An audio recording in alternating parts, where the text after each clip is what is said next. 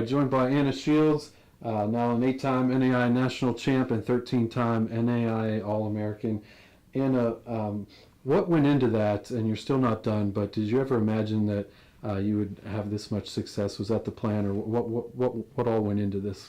Well, I guess I didn't imagine that success. I hoped for that sort of success and dreamed about it. I have big dreams and I've never let go of those, and so they were in the back of my mind when I came to Point Park. But just being able to realize this on the college level, just everything that I just thought about way back in high school, it feels literally like a dream come true. So Does it ever get old being on the top of the podium, having your name called, winning another national championship? You've done it 8 times now. Just describe that feeling to us, and does it ever get old? It definitely doesn't get old. I don't take anything for granted. Every time I race, I go in thinking I have to really work for this, and I went in with that mindset. This past indoor nationals, in the mile, I knew that, Aminat, she beat me my sophomore year here, so I had that in my mind.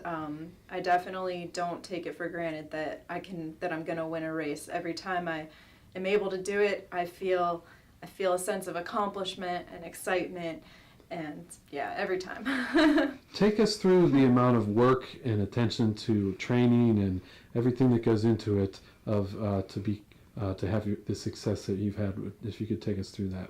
Sure. A lot of it is just balancing recovery with working really hard. My workouts have been intense. My speed workouts, like 300 meter, 400 meter, 200 meter repeats to really get that speed for middle distance. And then in addition to my mileage runs, which are between like 8 to 10 miles between my workout days, in addition to a couple days of lifting per week, and then core exercises, drills. There's just a lot. You have to do all the little things to try and improve, and I have to be careful I don't let any of it slip. What drives you to keep improving and continuing to be on the top? I guess that I want to be able to prove that I can do it. Especially when I went through that period of time after high school where I guess pretty much everybody who'd seen me in high school and then seen what I was doing when I first tried to go to college, they thought I couldn't do it, and I started to think that too. And I'm just trying to prove myself wrong, prove everybody wrong, prove my past self wrong who thought that, and prove everyone wrong who thought I couldn't do it. So that just keeps me motivated to try and reach the top. And it wasn't just an individual performance out there in the indoor meet.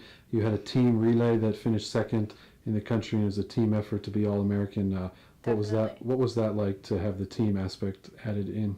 That was so exciting, so meaningful. My first year here, I went to indoor nationals for the DMR, and Taylor Selich, she was on the relay with me, and she qualified again to do it this year as our fastest 400 runner, and she was a little nervous to do it because our first time around we didn't make the final. Like, we worked really hard, but we didn't make the final, and I was like, T, this time we can win. We have some really talented underclassmen. We're all better than we were, our sophomore years.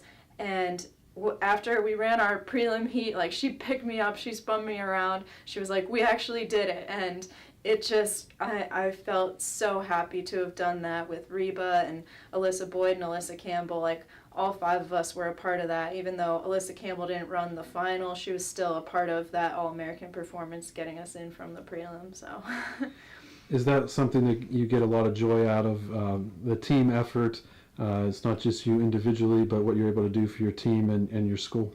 Oh, definitely. It's sort of, you feel just this sense of excitement when you're waiting to get the baton, and it almost gives you like that little extra bit of adrenaline, and just like you're chasing people down, and you're doing it not just for yourself, but for your teammates who are cheering for you. And I love that we were able to do that together and show that, we were in one of the top teams in the NAIA, which means that we're one of the best middle distance groups in the NAIA. So we still have a big outdoor season of your senior year left. What are your goals for the outdoor season and even beyond? My goals for outdoor, I want to keep getting personal bests.